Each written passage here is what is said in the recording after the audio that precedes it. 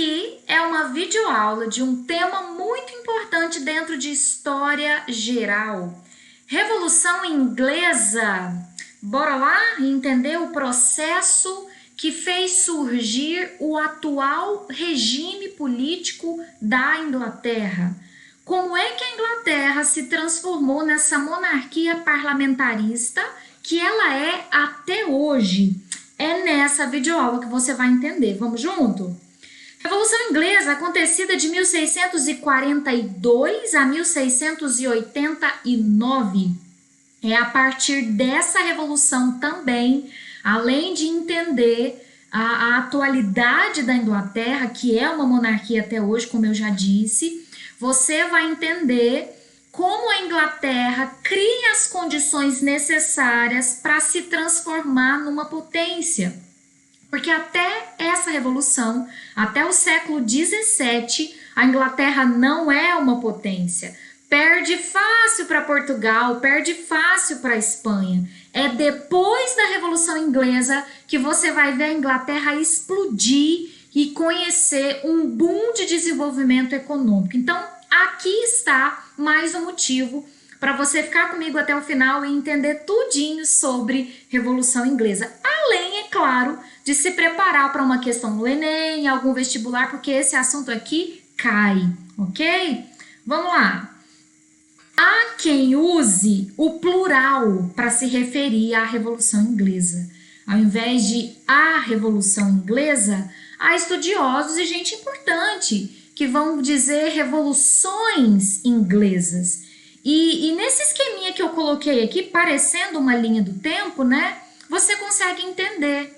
Afinal de contas, são 40 anos, de 1642 a 1689, são mais de 40 anos de agitação política dentro da Inglaterra. E nesses 40 anos, são muitas fases, é uma depois da outra, é de progresso e retrocesso, é de avançar e regredir. E você tem nesse avançar e regredir, nessas muitas fases, essa palavra é melhor. Nessas muitas fases que a Revolução Inglesa vai conhecer, né, vai fazer, você tem no mínimo duas revoluções. Veja que eu destaquei elas de vermelho nesse esqueminha que eu montei gráfico aqui para você entender. Revolução Puritana, que é a que vai começar lá em 1642, está começando a Revolução Puritana, e ela vai ser finalizada em 1689 com a Revolução Gloriosa. Então eu tenho realmente pelo menos duas.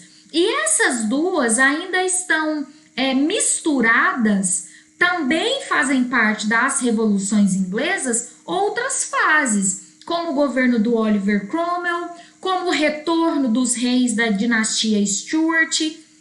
Então, galera, o que eu tenho para te falar é o seguinte: faz sentido realmente estar no plural, são muitas fases, são no mínimo duas revoluções misturados com outros acontecimentos, mas o que eu tenho para te dizer é o seguinte: liga sua paciência, tá? Não fica desesperado, sem paciência para terminar, porque você com certeza em algum momento dessa aula você fala, não é possível, já tinha matado o rei, agora faz o filho dele voltar, já tinha saído do absolutismo, agora faz o absolutismo voltar, mas que vai e volta, mas que vai e não vai. É bem assim mesmo. A Revolução Inglesa, esses 40 anos de efervescência política, é isso mesmo, vai, volta. Até que depois de mais de 40 anos eles resolvem. Mas agora vamos dar uma colher de chá para os caras. Bem de chá, né? Porque chá é uma coisa da Inglaterra. Vamos dar uma colher de chá. Demorou 40 anos de revoluções. 40 anos de vai e volta, de progride e regride. Mas depois que resolveu de uma vez. E essa monarquia parlamentarista está de pé até hoje. Então vamos dar um moralzinho para eles, né? Demorou, mas resolveu de uma vez. Então, beleza, vamos junto. Quando eu falo de revolução, e a Revolução Inglesa realmente é um consenso, os historiadores, os estudiosos não vão questionar se foi uma revolução. Sim, galera, porque tem alguns movimentos que aconteceram na história que são considerados Por exemplo, a independência dos Estados Unidos. Há quem diga que foi a Revolução Americana, mas há quem questione. Foi revolução? Não tem cara de revolução. Tem alguns movimentos chamados de revolução, mas que alguns estudiosos vão questionar. É revolução mesmo? A Revolução Inglesa, você percebe uma guinada, uma mudança na história da Inglaterra. E se é uma revolução, você tem necessariamente um antes e um depois. Você tem uma mudança, porque revolução, para ser revolução, tem que ter mudança, né? Alguma coisa tem que ter mudado. E aí, então, para a gente ser bem didático, e eu prometo isso aqui até o final dessa aula, esse é um assunto que às vezes assusta, é detalhe demais, é vai e vem demais, acaba desanimando a galera que está a fim de estudar, a pessoa desiste de estudar porque não aguenta, é muito detalhe, é muito vai e vem. Não, eu vou tentar ser didática o máximo que eu conseguir, inclusive já começando de maneira didática, preste atenção.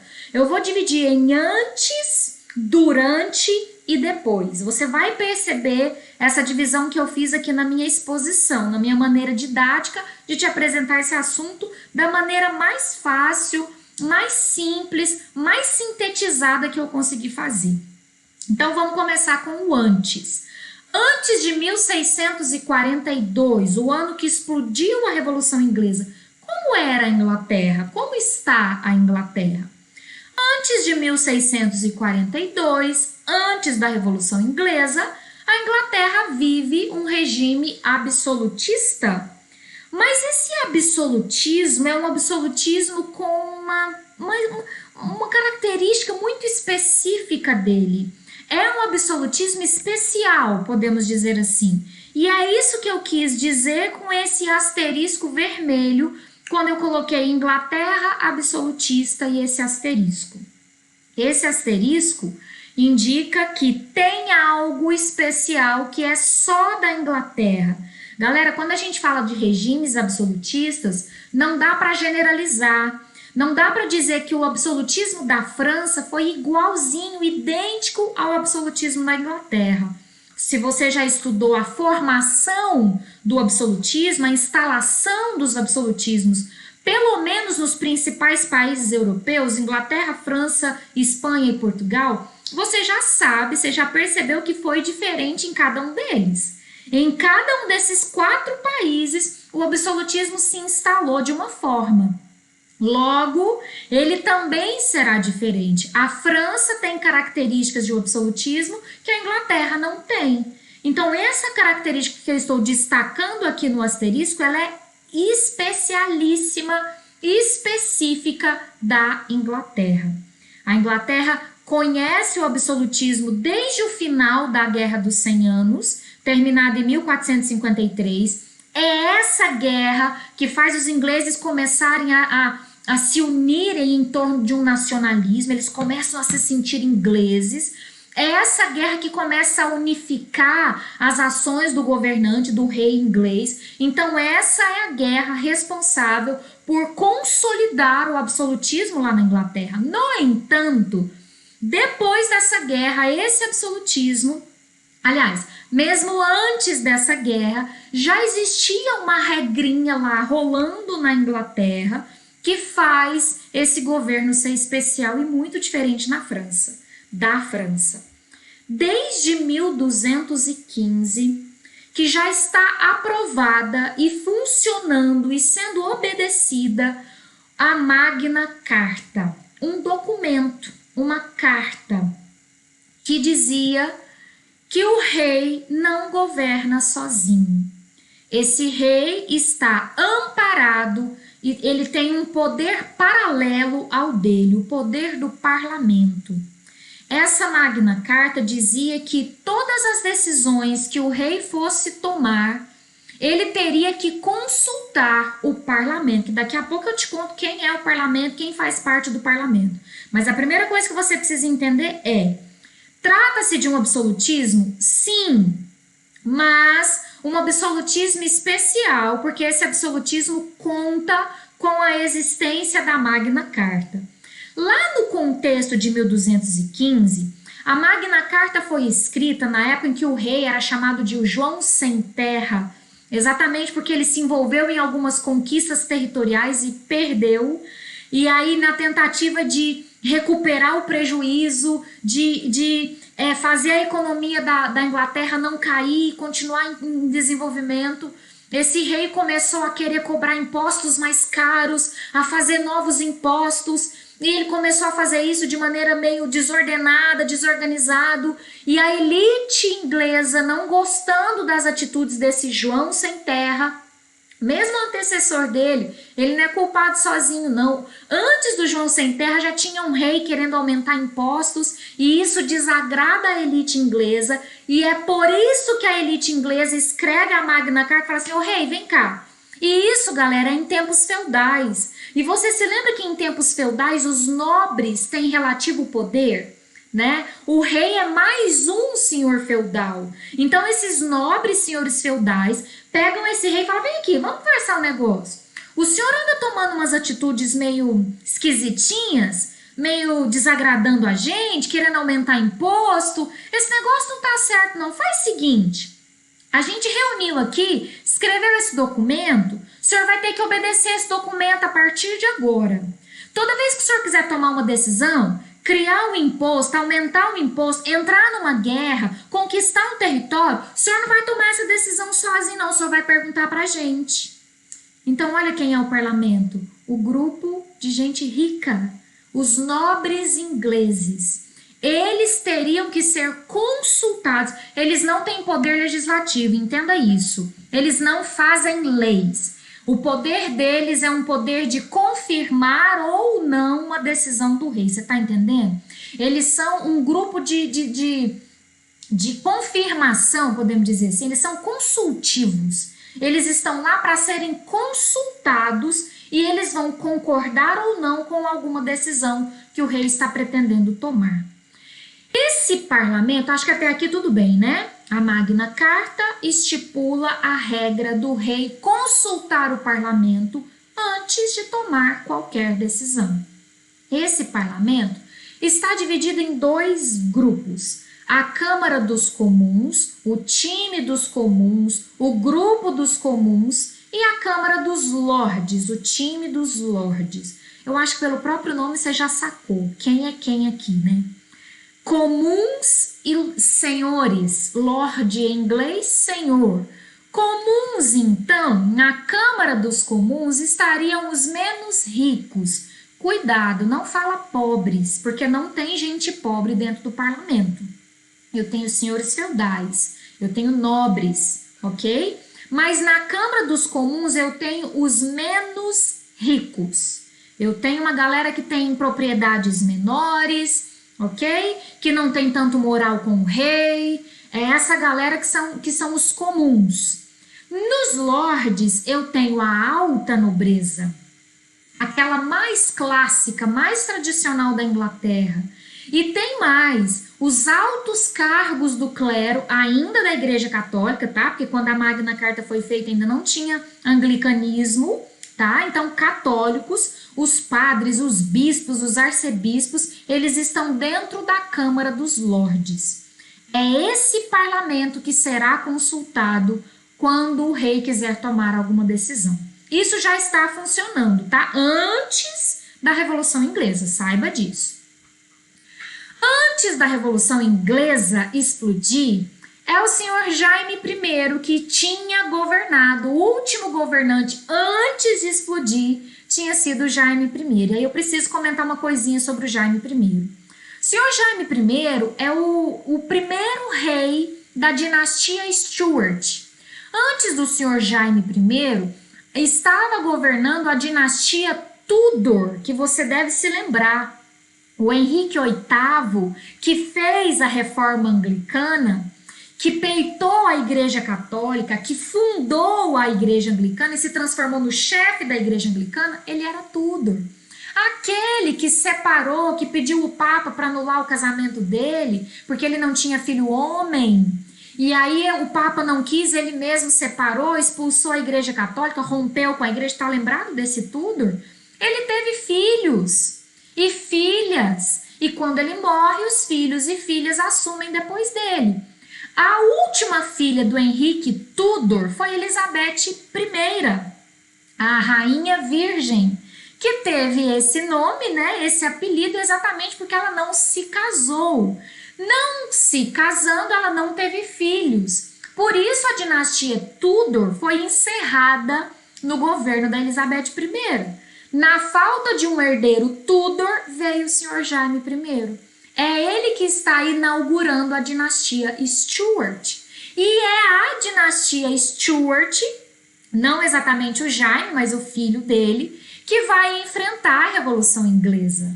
É contra os Stuart, porque os Tudor se davam bem com o parlamento. Sempre consultavam, olha, eu posso fazer isso, vocês concordam com aquilo? Olha, se eu fizer isso, eu prometo para vocês que eu vou fazer aquilo. Havia uma negociação tranquila com o parlamento, mas esse moço aí, o senhor Jaime I, que governou de 1603 a 1625, não era tão bonzinho quanto o seu antecessor.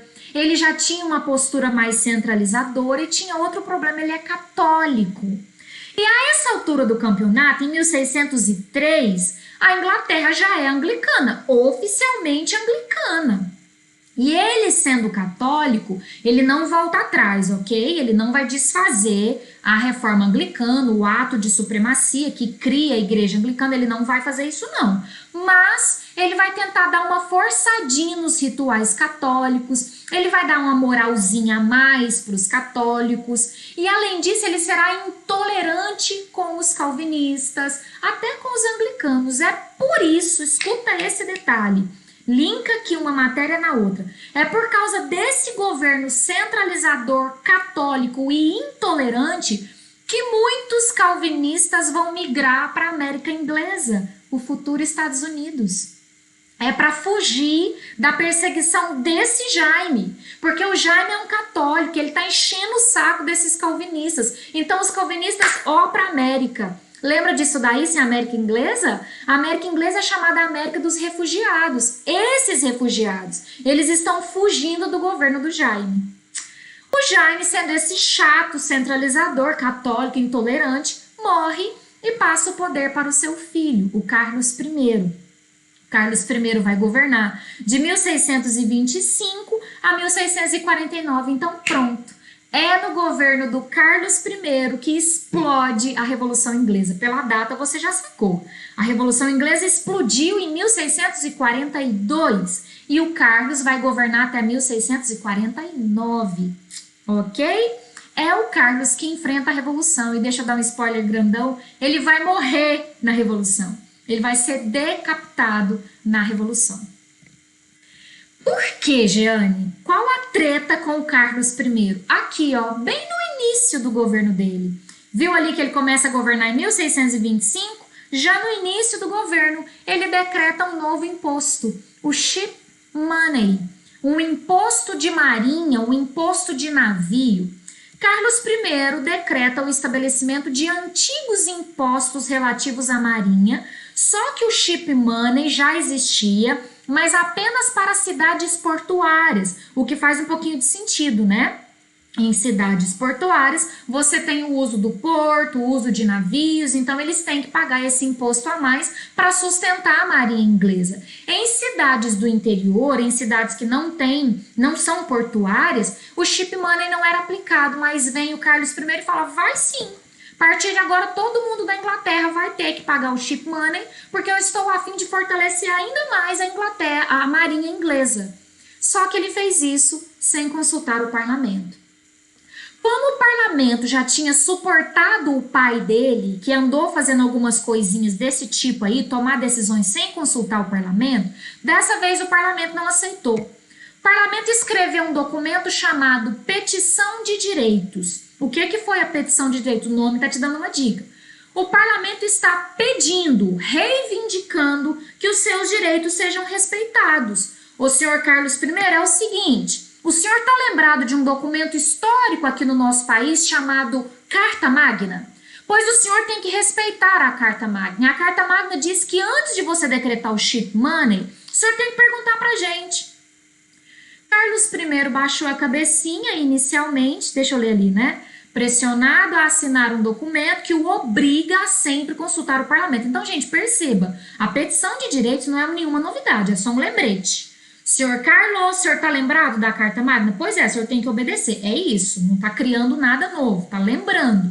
Fechou. O senhor Carlos, a princípio, abaixa a bola um pouquinho, abaixa a cabecinha, assina esse documento, finge que vai responder, que vai obedecer, mas no ano seguinte, ele simplesmente manda o parlamento embora. Dissolveu, acabou, extinguiu o parlamento. Vocês são daqui, vai embora porque eu quero governar. Olha, dá até pra gente desconfiar que a dinastia Stuart estava de olho na França. E a França está seguindo o caminho contrário da Inglaterra. Enquanto a Inglaterra tem a Magna Carta que tira poderes do rei, né? E faz ele ter que pedir permissão para o parlamento, lá na França o rei está sendo assim, ó, inchado de poder. Ele é o maioral, a palavra final é dele. Talvez esse Stuart aqui tá querendo imitar os franceses, né? Que também são católicos e que são centralizadores. E aí por isso que ele fala, não, eu governo sem parlamento, eu vou governar sozinho. Só que o parlamento inglês histórico, que conhece a Magna Carta, há muito tempo, não vai aceitar isso barato, não. De 1629 a 1640, o parlamento briga de um lado, o rei Carlos I chama. Não, então vem aqui, deixa eu conversar com vocês. Aí há qualquer discordância, qualquer briguinha, não, vocês vão embora, tá despedido de novo, dissolvido de novo. O parlamento reclama o Carlos I. Então tá, vem cá, vamos conversar. O que vocês acham disso? Chama o parlamento de novo. Não tem concordância, não tem apoio, dissolve o parlamento.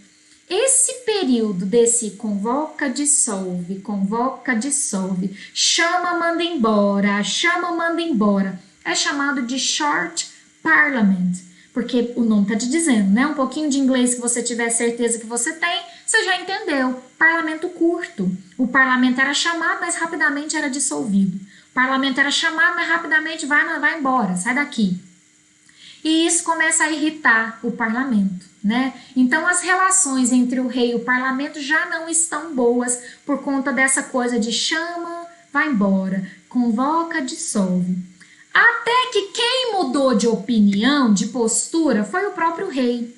Em 1640 acaba a fase do short parliament e começa o long parliament. Opa, dessa vez o rei vai precisar mais do parlamento. Dessa vez é ele que está precisando do apoio do parlamento, do envolvimento da nobreza, da elite inglesa. Por quê? Porque ele quer aprovar novos impostos, altos impostos, e ele quer principalmente discutir a ameaça escocesa. Uma coisa está ligada à outra. Ele quer aprovar novos impostos, ele quer aumentar a arrecadação dos cofres públicos, até para ele ter mais dinheiro para enfrentar a Escócia, que está ameaçando guerrear com a Inglaterra, invadir a Inglaterra. Spoiler, invade, tá? Não é só ameaça, não. A Escócia vai invadir. Então, dessa vez, quem tá com medinho e tá precisando do parlamento é o Carlos I. Por isso que ele vai ter um pouquinho mais de carinho e vai convocar com mais paciência o parlamento para aprovar esses novos impostos e discutir a ameaça escocesa. Ok, Jane, entendi a parte do Long Parliament, mas o que é essa ameaça escocesa? Por que a Escócia está ameaçando invadir a Inglaterra? Te conto agora. Tem a ver com religião. É a questão religiosa que faz os escoceses tretarem com os ingleses, invadirem e vencerem os ingleses. O Carlos I é anglicano oficialmente, já falei para vocês, com um olhinho melhor, né, com um carinho pelos católicos, certo? Assim como o pai dele. E ele está querendo impor, você se lembra que o anglicanismo é bem uma mistura de rituais católicos com um pouquinho da teoria do Lutero, né? É bem uma mistura. E aí ele é anglicano e ele está querendo impor o anglicanismo até na Escócia. Ele quer uniformizar os ritos anglicanos, o jeito de celebrar a reunião, a roupa, enfim, os ritos anglicanos. O Carlos I quer levar lá para a Escócia. Ele quer mandar até na Escócia. Só que ele está muito enganado, porque lá na Escócia o calvinismo é muito forte. Então os escoceses não vão deixar o Carlos I impor o anglicanismo. Então os escoceses vão invadir a Inglaterra em 1640. Invadir e vencer. Porque lá nas reuniões do Long Parliament, a Câmara dos Comuns, porque no meio da Câmara dos... Escuta esse detalhe. No meio da Câmara dos Comuns, da média nobreza, da pequena nobreza, você tem calvinistas. E eles não vão aprovar esses novos impostos para dar condições da Inglaterra enfrentar a Escócia, porque é como se eles estivessem financiando enfrentar os próprios irmãozinhos deles. Os comuns são calvinistas. E se eles estivessem do lado do Carlos I, eles estariam contra os seus irmãos de religião. Então, o que acontece? A Inglaterra vai perder, porque a Câmara dos Comuns não vai deixar criar novos impostos, aumentar os impostos, e isso vai acabar prejudicando o resultado da Inglaterra na guerra. O Carlos I fica muito bravo com isso, porque ele perdeu a guerra para a Escócia, porque esses comuns estão dificultando o governo dele. Ele mais uma vez dissolve o parlamento. Mais uma vez. Porque você sabe da novela que acabou de acontecer. Convoca, dissolve, convoca, dissolve. Mais uma dissolução. Foi a última. Depois daquela novela toda, os comuns vão reagir. Chega! Chega dessa brincadeira de chama a gente, manda a gente embora. Agora é a nossa vez. É guerra ao rei. A Câmara dos Comuns reage, chamando o rei, o time do rei, para um enfrentamento entre eles. Por isso é uma guerra civil. Quando a gente fala guerra civil, deixa eu chover no molhado, mesmo que você saiba disso, me permita repetir. Quando a gente fala guerra civil, nós estamos falando de um conflito interno, né? Não tem mais Escócia na parada, a Escócia já foi embora, já venceu, já voltou para trás. Agora é uma briga entre ingleses e ingleses. Não tem estrangeiros numa guerra civil, ok? Está começando então a guerra civil. Repara o ano que explodiu a guerra, porque em 1640 a Escócia invadiu e ganhou. Em 1642 explodiu uma guerra interna, que é chamada de Revolução Puritana. Então agora começou a Revolução Inglesa. 1642 é considerado o ano de início da Revolução Inglesa. Essa primeira fase também é chamada de Revolução Puritana. Preciso te lembrar, quem são os puritanos? Os puritanos são os calvinistas. É o nome que os ingleses davam para os seguidores do calvinismo, puritanos. O puritanismo é o calvinismo, é só outro nome, tá? Era como os calvinistas eram chamados na Inglaterra.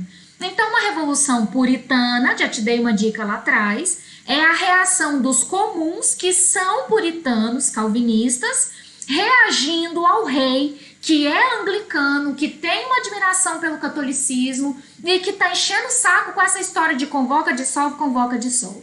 Então, é a briga dos puritanos da Câmara dos Comuns contra o rei. É exatamente esse o time. Junto do rei, que eu estou sempre representando pela corzinha azul, não sei se você percebeu, toda vez que eu vou me referir ao rei, eu estou usando o azul. Tudo que for relacionado a absolutismo está de azul. No time do rei está a alta nobreza, aquela mais clássica, mais tradicional, de origem feudal mesmo, dona de muita terra, contra a média nobreza, também chamada de nova nobreza. Sabe por que nova nobreza? É uma espécie de nobreza aburguesada. Oi, Jeane, como assim? Não entendi. É uma nobreza que tem terra, mas é uma nobreza que sacou a importância do comércio, que sacou a importância dos burgueses. Então, os burgueses são os comerciantes, são os donos de fábricas, mas eles não têm terra. Mas eles produzem tecido. E para fazer tecido, qual a matéria-prima do tecido? Algodão ou lã. Quem é que vai fornecer a matéria-prima para o burguês produzir tecido? A gente. A gente vai criar ovelhinhas para poder fornecer a lã para os burgueses, ou a gente que tem terra vai plantar algodão para fornecer algodão para o burguês. Então você percebe que essa nova nobreza, essa média nobreza, é uma nobreza aburguesada. Tem terra, mas tem parceria comercial com os burgueses. É por isso que a Gentry está no mesmo time dos burgueses. Está com os comuns, está com os comerciantes. E ainda tem os pequenos proprietários, aqueles que são ali como é que chama, gente? Autossuficiência, não? Quando você produz para o seu próprio consumo, é aquela agricultura de subsistência, né? Os homens, os camponeses, as pessoas pobres que trabalham para ter o suficiente para comer, para alimentar a família, também está no time dos comuns, contra o rei. Porque esse rei absolutista, ele acaba governando para a elite, para essa alta nobreza. Por isso que tem um timezão, né, um tantão de gente no time contra o rei. Ok? Já te disse aqui a composição social dos times. Agora eu quero te falar a composição cultural ou política. Vamos à política primeiro. A nobreza que está no time do rei é absolutista. Ela concorda com o Carlos I governar, centralizar, tá tudo certo para eles. Já a galera de cá fala, não, a gente é parlamentarista, tem que obedecer à Magna Carta. O parlamento tem que ser ouvido antes de qualquer decisão, a gente está no time do parlamento. Agora, cultural. Culturalmente, o time do rei, a nobreza, que era absolutista, também é anglicana, ou alguns católicos aqui, tá? Tá no mesmo time. Do lado de cá, eles são puritanos. Eu preciso fazer um comentáriozinho a mais. Perceba que a Revolução Inglesa, então, não é só uma briga política, não é só uma briga econômica, tem motivos culturais no meio. Eu tenho um time anglicano contra um time puritano, além das diferenças políticas, um time absolutista contra um time parlamentarista. Mas perceba, não são apenas diferenças políticas e econômicas, são diferenças culturais. A religião está misturada aqui, certo? E por fim, o nome do time de azul, o nome do time do rei a favor do Carlos I é chamado de Cavaleiros Reais. Óbvio, né? Cavaleiros do Rei contra os Cabeças Redondas. Oi? Cabeças Redondas? Por que cabeças redondas? Nós temos duas explicações. Nos livros de história que você procurar, você vai encontrar duas explicações. A primeira explicação seria por conta do capacete usado pelo time dos cabeças redondas. Era esse capacete redondinho, então fazia a cabeça realmente ficar redonda. Tem uma segunda explicação que vai se referir ao corte de cabelo da galera que lutava no time dos cabeças redondas. Veja o corte de cabelo desse aqui, que é o líder dos cabeças redondas. Daqui a pouco eu até vou falar sobre ele. Ele se chama Oliver Cromwell. Ele é o grande general líder desse time, né, desse exército. Ele cortava o cabelo curtinho, enquanto a galera da alta nobreza gostava de usar peruca. Porque peruca, nesse contexto, além de ser por higiene, para não dar piolho, significava status. Quanto mais pomposa a sua peruca, mais dinheiro você demonstrava ter. E essa galera aqui que é da média nobreza não tá preocupado com esse status, né? Tem dinheiro, mas não tá nessa vibe aí. Então eles cortavam o cabelo pequenininho. Então pode ser ou pelo uso do capacete ou pelo corte de cabelo. Por isso, round heads, né? Cabeças redondas contra os cavaleiros reais. Aqui você tem uma chargezinha da época que nos faz pensar que pode ser o tipo de corte de cabelo. Preste atenção. Aqui nós temos o time dos cabeças redondas. Observe o cabelinho curtinho deles, debaixo do chapéu. Inclusive do cachorro, do leão, sei lá o que é isso, imagine que seja um cachorro. Contra o time dos cavaleiros reais. Eles já estão com cabelo grande, né? Sugere uma peruca. E até o cachorro deles, o leão deles, sei lá, está com o cabelinho grande também. Isso é um documento histórico, né? E eu falei que ia comentar sobre o líder, o senhor Oliver Cromwell. Ele é um grande representante da Câmara dos Comuns, ele vem da Gentry, aquela nobreza aburguesada, né? Então ele tem grana, ele tem dinheiro, ele tem visão empreendedora. Ele é um puritano, portanto um protestante calvinista, E ele, como chefe do exército, como líder do exército, ele cria um novo tipo, um novo estilo de luta, um novo modelo de exército, o New Model Army. Seria exatamente o novo modelo de exército, né? Novo modelo por quê, Jeane? O modelo clássico, tradicional, o modelo que os cavaleiros reais vão usar, é um modelo baseado no sobrenome das pessoas que vão guerrear. Os altos cargos, então o cargo de general, quem seria o estrategista da guerra, era aquele filho daquele fazendeiro bonitão, ricão, poderosão, moralzudo com o rei. O Oliver Cromwell não acredita nisso, ele não vai chamar porque você é filho de tal pessoa, porque o seu sobrenome é esse. Não, ele vai chamar pela sua competência. Ele vai chamar pelo seu sangue no olho.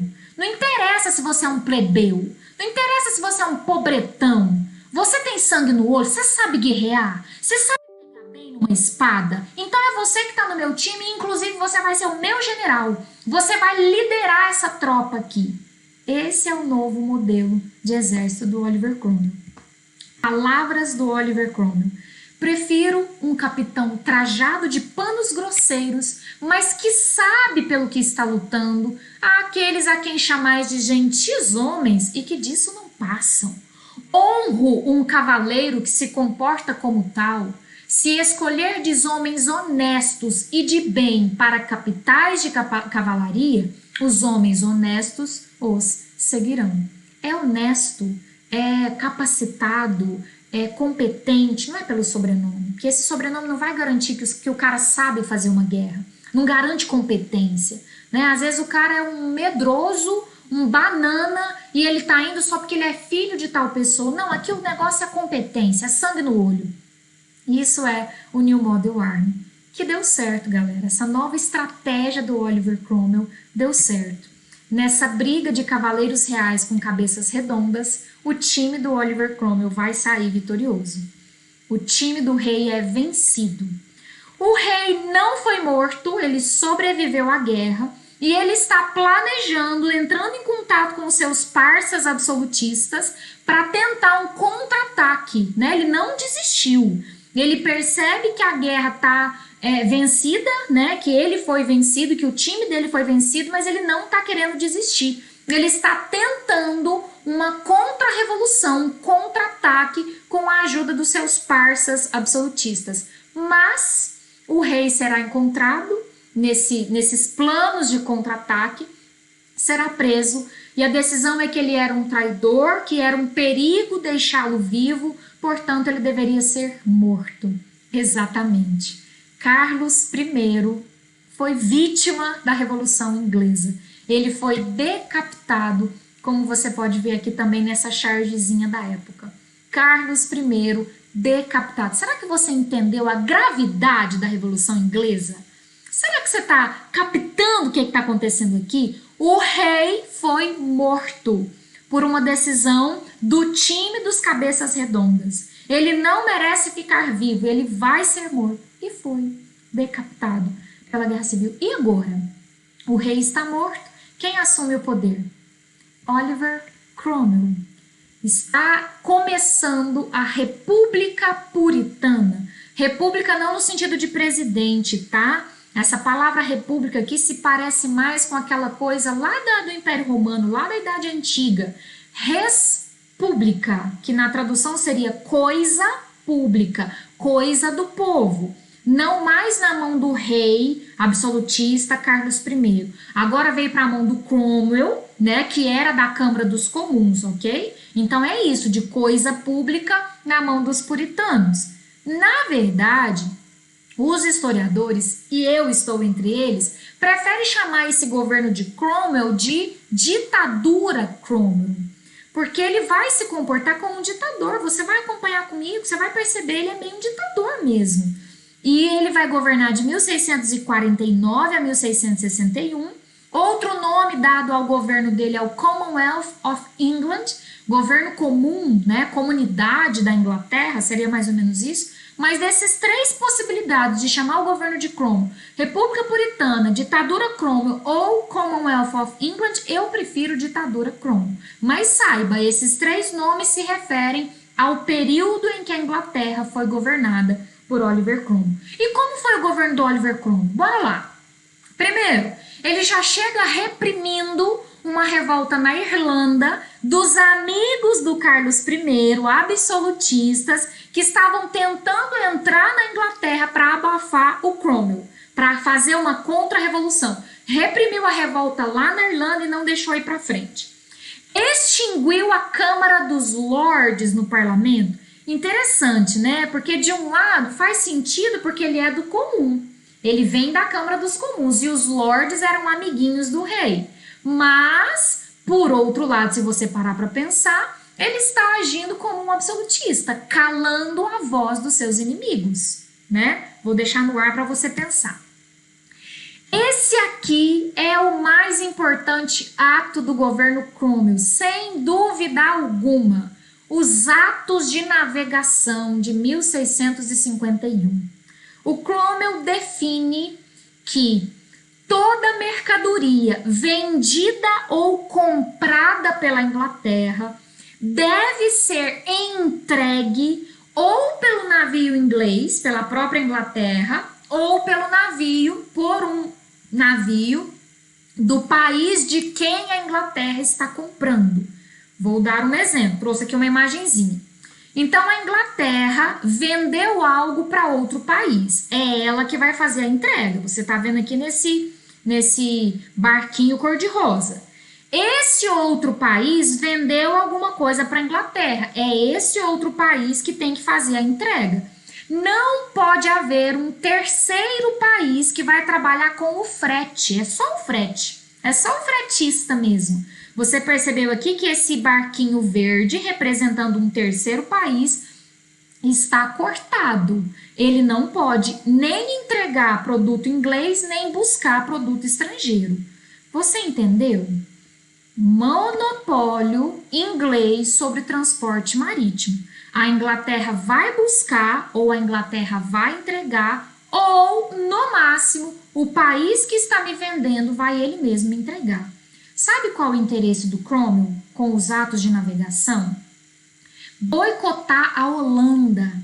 E boicota mesmo. E a Holanda vai ficar brava com isso. Você está vendo aí que no ano seguinte a Holanda vai guerrear com o Cromwell, né? A vitória inglesa vai garantir que os atos de navegação não vão voltar atrás. Eles vão continuar funcionando. Mas a Holanda estava se destacando no transporte marítimo. A Holanda estava fazendo disso uma fonte de renda para o seu país. Ela estava construindo uma marinha especializada em entrega de mercadorias. E aqui a Inglaterra está falando assim, não, Holanda. Qualquer pessoa que comprar de mim, eu vou entregar, você não. E se eu comprar de outra pessoa, essa pessoa tem que me entregar. Esse país, né, tem que me entregar. Foi um boicote descarado e direto à Holanda. E a Holanda sentiu, viu? A Holanda foi muito prejudicada com os atos de navegação. Brigou, fez guerra, mas não adiantou. Vitória inglesa garante o monopólio marítimo da Inglaterra. Não adiantou a Holanda brigar. Também brigou com a Espanha, o Sr. Cromwell. Ele não tá de brincadeira, não. Chegou chegando, tá mostrando serviço esse moço. De 1655 a 1660, o Cromwell enfrentou a Espanha e conquistou a Jamaica da Espanha. A Jamaica é essa ilhazinha aqui na América Central, que falava espanhol até esse contexto, que era uma colônia espanhola, e hoje a Jamaica fala inglês, por quê? Porque a Inglaterra tomou a Jamaica da Espanha e transformou a Jamaica na sua colônia. Guerra Anglo-Espanhola. Ainda no governo Cromwell, ele continua o cercamento dos campos. Ele não começa, viu? Cuidado. O cercamento de campos já é um processo que está acontecendo há muito tempo na Inglaterra e o Cromwell só vai continuar.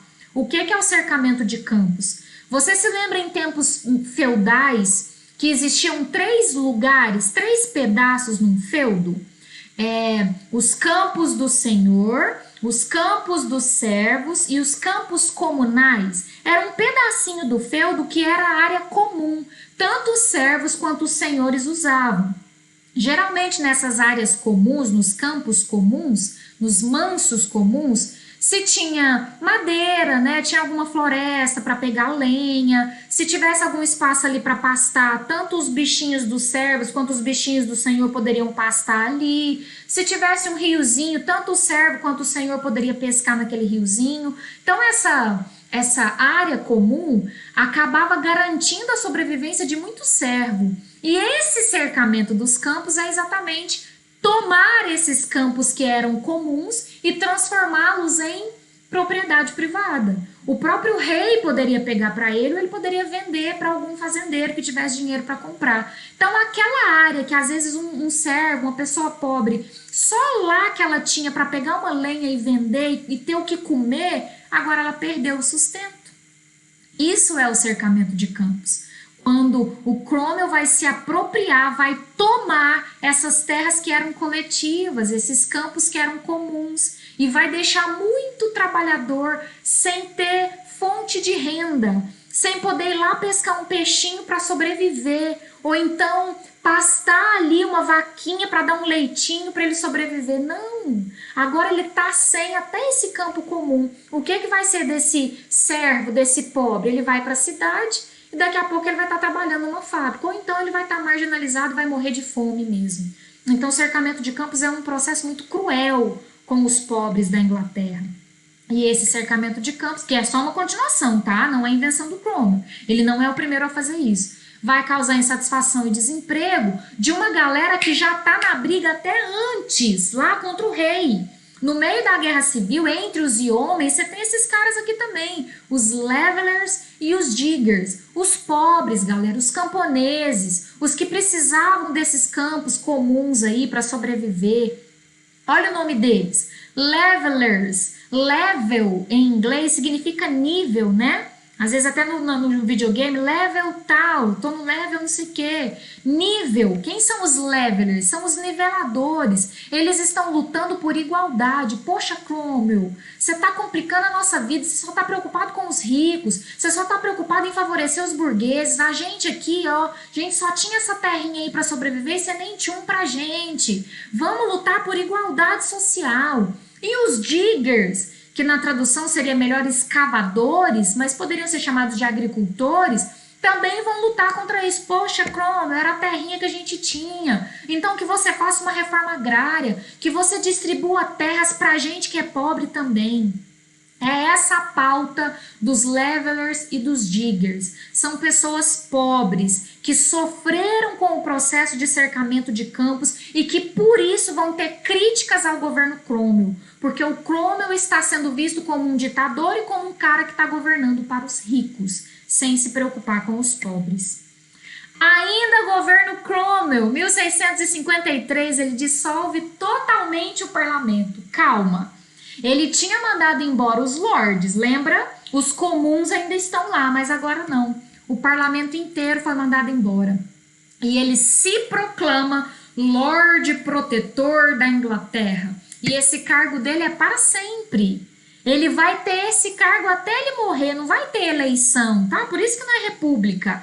Ele vai ficar lá como Lorde Protetor da Inglaterra até ele morrer. Isso está te lembrando o quê? Você está tendo um déjà vu? Peraí, já não estou entendendo. O Cromwell é o cara que peitou o rei absolutista, justamente porque ele estava querendo mandar demais, porque ele estava centralizador demais, porque ele estava tomando decisões sem perguntar para o parlamento. De repente, ele manda o parlamento embora e se proclama um lorde protetor de cargo vitalício. Isso é o quê? Isso é um rei? O Cromwell virou um rei ou ele virou um ditador mesmo? É aquela velha história, né? A gente luta por algo até experimentar esse algo. O Cromwell era contra essa centralização, a esse poder excessivo, até ele experimentar desse poder. Experimentou, gostou e centralizou tudo na mão dele. Virou um ditador. Tudo que ele criticava, ele se transformou. Como Lorde, ele vai ficar só 5 anos. Em 1658 ele morre, e morte morrida, tá? Não foi guerra, não foi envenenamento, foi morte morrida. O Sr. Cromwell morre em 1658, mas ele tem um filho, o Richard Cromwell, esse jovenzinho, ilustre, loiro, assumiu no lugar do pai, mas 2 anos depois, esse jovem ilustre loiro não deu conta, renunciou. Ele não tem as habilidades políticas que o pai tem. Isso é uma coisa que não se passa de pai para filho, né? Ou até se for possível passar, o Cromwell não conseguiu. Se preocupou demais com o seu poder e esqueceu de ensinar o filho. O Richard foi extremamente resistido nesses 2 anos. Ele não teve apoio, ele não teve confirmação dos ingleses, não gostaram dele. O próprio Richard reconhece que ele não tem a habilidade que o pai tinha, então o Richard, em 2 anos, ele renuncia. E agora? O meu slide em branco não é à toa, é de propósito. Há quem diga, estudiosos, historiadores da Revolução Inglesa, o Christopher Hill, por exemplo, vai dizer que nesse momento existe um vazio de poder. Por isso o slide branco. Quem vai assumir a Inglaterra agora? Quem? O Richard largou, ele não tem filho. O rei, o último rei que teve, morreu, foi decapitado. E agora? Quem assume? O parlamento vai ser reaberto, porque o Cromwell tinha fechado o parlamento, né? Total. Chama o parlamento. Nobres, elite e homens, gente, venham conversar. O que nós vamos fazer? Quem será o nosso próximo governante? E homens não, tá? Acabei de pensar aqui. É nobreza mesmo, gente rica. Vamos reunir, vamos conversar. O que a gente decide agora? Aquela corzinha do meu slide, será que você adivinhou o que vai acontecer? O parlamento reúne, conversa e decide pela restauração do absolutismo. Eu já tinha te avisado. Não se desespere e não fala que eu não avisei, porque eu avisei. Parece que o absolutismo já tinha sido vencido, mas não, o Cromwell virou um absolutista. Mas parece que o parlamento... Não, o absolutismo vai voltar. Naquele vazio de poder, a decisão, sei lá, talvez baseada na tradição que os ingleses têm, né? Eles são ligados à história, eles valorizam a tradição, eles sabem a lista de reis que tiveram, né? Eles têm essa noção, eles estudam mesmo a história deles. Talvez isso explique, não necessariamente, a decisão por restaurar o absolutismo. Mas como assim, Jeane, restaurar, voltar no absolutismo? O rei estava morto, mas o filho dele não. O Carlos II, filho do Carlos I, aquele que foi decapitado, estava vivo. E ele é convidado a assumir o poder. Carlos II aceitou. E uma das primeiras ordens do Carlos II é: tudo bem, vou virar o rei da Inglaterra, mas eu quero que o corpo do Oliver Cromwell, que tinha morrido há 3 anos atrás, sim, em 1658, eu quero que o corpo do Cromwell seja desenterrado e decapitado, porque foi ele que mandou matar o meu pai, decapitar o meu pai, então eu quero o mesmo fim para o Cromwell. Galera, eu não estou aumentando. O senhor Carlos II mandou desenterrar o Cromwell 3 anos depois de morto, ou seja, só pegou o esqueleto dele, ou não, né, galera? A decomposição na Inglaterra, que é um lugar mais frio, pode ser um pouco mais lenta. Talvez ainda tinha um restinho de pele lá, de cabelinho, enfim. Mas 3 anos depois de morto, o Cromwell foi desenterrado e decapitado a mando do Carlos II, que agora é o rei. Essa é a fase que nós chamamos da restauração Stuart. Quando Carlos II volta, né, e ele é da família Stuart, por isso que essa fase é chamada de restauração Stuart, e ele vai governar até o momento que a Inglaterra vai se transformar no parlamentarismo. Mas calma, vamos com calma. Essa restauração Stuart vai até 1688, então até o finalzinho, né, da Revolução Inglesa. O parlamento também vai retornar, afinal de contas, o Carlos II não é besta, né, gente? Ele entendeu o recado. Você vai voltar a governar, mas você não vai fazer como seu pai. Você vai respeitar o parlamento. Você viu o que aconteceu com seu pai. Respeite o parlamento que vai dar tudo certo. E assim o Carlos II fez. Restaurou o parlamento, só com nomes diferentes, não tem mais comum, é a mesma coisa, mas os nomes que são diferentes, não tem mais lords e comuns. No lugar dos comuns estão os whigs, que é a burguesia calvinista, que é a média nobreza, que é a gentry, né? Os puritanos estão aqui nos Whigs. E tem os Tories, que está onde está a alta nobreza, os anglicanos, né? Os antigos lords agora são Tories. Se você parar para pensar na tradução, Tory vem de madeira, né? E madeira pode significar uma coisa duradoura, conservadora, né? Então os lords agora são os Tories e os comuns agora são os Whigs. É o senhor Carlos II demonstrando que respeita o parlamento e ele vai realmente respeitar.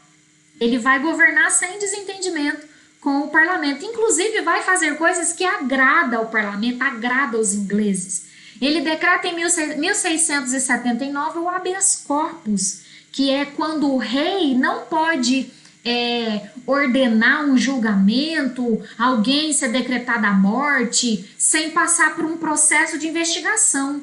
O habeas corpus é o direito que garante uma pessoa a responder uma denúncia em liberdade, até que seja comprovado que aquela pessoa realmente é criminosa. Isso é o habeas corpus. Então ele está mostrando que ele é mais liberal, né? Ele não é tão rigoroso e centralizador como o pai dele. O pai dele era do tipo de mandar prender e já matar, sem investigar. Ele não, está liberado o habeas corpus.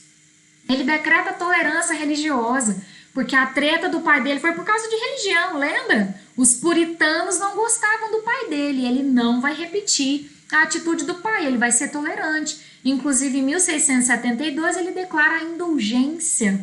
O que é indulgência? Perdão, tolerância, respeito, principalmente aos católicos. Porque meu pai tinha uma afeição pelo catolicismo, anglicano, continuou com o anglicanismo, mas ele não quer briga com o católico, ele não quer briga com o calvinista. Então vocês, calvinistas, respeitem os católicos também. Nós queremos tolerância total. O senhor Carlos II aprendeu a lição, né? Morre Carlos II em 1685, mas ele não tem filhos. Eita, o problema vai recomeçar. Eu avisei. É um vai e volta. Parece que estava resolvido, regrediu. Carlos II foi um bom rei, se comportou bonitinho, não teve problemas com o parlamento, mas não deixou filhos. E então foi sucedido pelo seu irmão, o senhor Jaime II. Esse é o Jaime II. Mas o senhor Jaime II até continua na vibe do irmão, ele não vai ser tão ousado quanto o pai dele, né? Mas ele vai começar a criar uma amizade, a se aproximar demais do catolicismo e começar a dar cargo para católico, a dar privilégios para católicos, e isso faz o parlamento conspirar. Você sacou o que está acontecendo? De novo a mesma história. Eita, Carlos II morreu, o irmão dele assumiu. O irmão dele nem é tão doidão igual o pai dele, mas ele tá começando aquela história de religião de novo, dando moral para os católicos. Isso aí não vai dar certo, não. Aí o parlamento pensou: o Jaime II é católico, ama o catolicismo, amigo de franceses, visita a França direto. O filho do Jaime também é católico. Isso significa que quando o Jaime morrer, quem vai assumir é o filho dele. E o filho dele também é católico. E aí vai começar essa briga por causa de religião de novo. Então o parlamento está pensando: o genro do Jaime não é. O Jaime tem uma filha. E essa filha é casada. E ela é calvinista. E o marido dela também. Opa, isso nos agrada. O genro do Jaime II é o senhor Guilherme de Orange, que é calvinista, casado com a Maria I, também chamado de Maria Stuart, filha do Jaime. Aí ele, opa, peraí, eles, né, o parlamento. Ao invés da gente deixar essa novela repetir, de briga com religião de novo, de catolicismo começar a ser privilegiado aqui na Inglaterra, vamos chamar o genro do Jaime no canto e fazer uma proposta para ele? Aí o que fazem? O Guilherme de Orange é convidado a assumir o trono inglês, ele é convencido a assumir. O parlamento faz a proposta: olha, senhor Guilherme de Orange, é o seguinte, o seu sogro não nos agrada. O seu cunhado também não nos agrada, mas você nos agrada. Se você aceitar ser o próximo rei, nós temos umas regrinhas, umas exigências para te fazer. Você sobe no trono, se transforma no nosso rei, mas você vai obedecer um documento que nós vamos escrever dizendo que quem governa de verdade, quem toma as decisões é o parlamento, mas você vai ser o rei.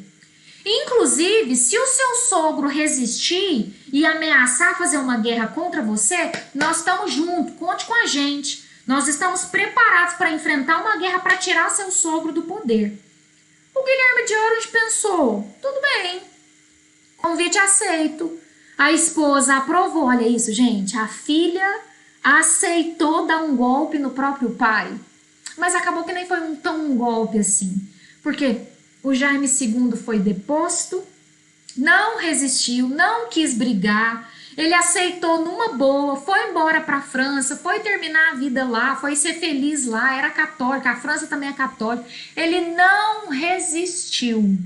Jaime II cedeu. Tem alguns livros que vai aparecer que o Jaime II abdicou em nome do seu genro.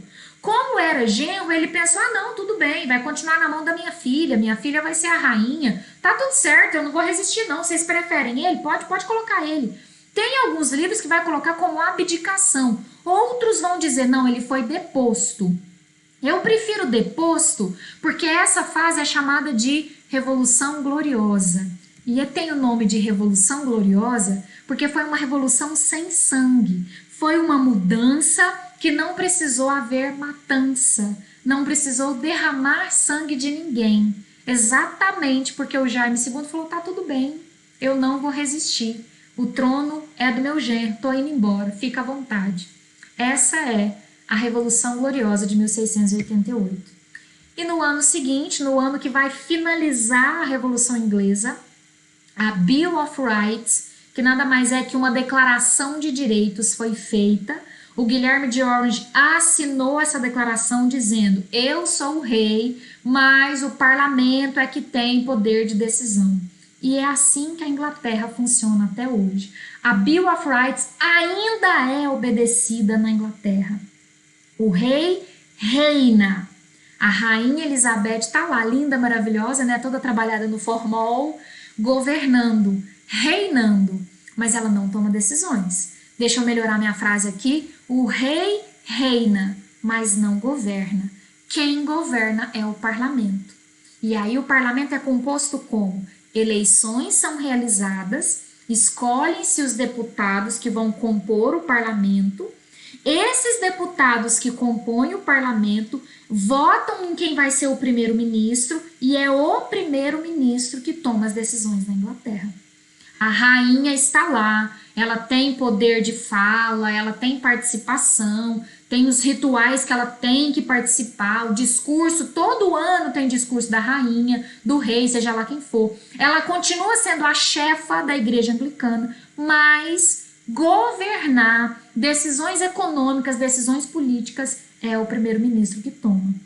E é assim desde 1689, com a Bill of Rights assinada pelo Guilherme de Orange.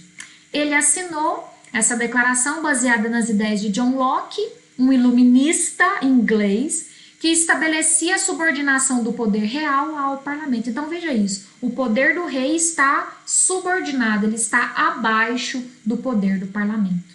Depois disso, conforme eu prometi, antes, durante a Revolução, depois, a Inglaterra deixa de ser uma monarquia absolutista, por mais especial que esse absolutismo fosse, e torna-se o que ela é até hoje, uma monarquia parlamentarista.